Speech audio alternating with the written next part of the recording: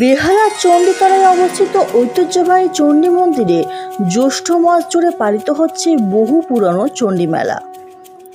প্রায় 400 বছর ধরে এই মেলাটি জ্যৈষ্ঠ মাসের প্রথম মঙ্গলবার থেকে চতুর্থ মঙ্গলবার পর্যন্ত আয়োজন করা হয়ে আসছে। প্রতি বছর এই সময়টিতে মন্দির চত্বর ও আশেপাশের এলাকা ভরে ওঠে ভক্ত ও দর্শনার্থীদের ভিড়ে। ভোর রাত 3টে থেকেই মানুষ লাইনে দাঁড়িয়ে পড়েন পুজো দেওয়ার জন্য।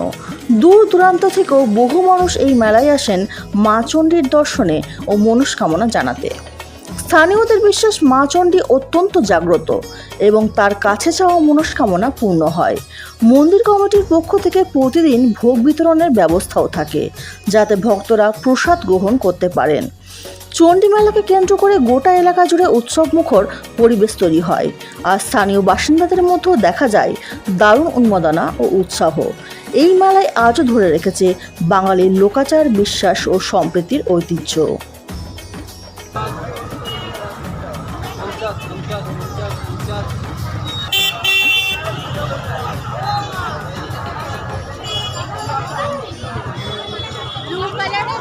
মানুষ আনন্দ করবে।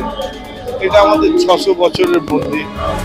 চণ্ডী মন্দির উন্নয়ন পরিষদ এটাকে পরিচালনা করে, সবাই মিলে করছে, মন্দিরের সব সদস্যরাও রয়েছে।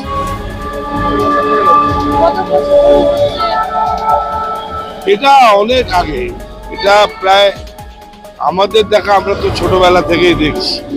আমারই তো 74 বছর বয়স হয়ে গেল, তার আগে থেকে এটা 600 বছরের মন্দির। কি কি অনুষ্ঠান আছে? এক মাস ধরে 1 মাস মেলা হবে, বিভিন্ন ধরনের অনুষ্ঠান।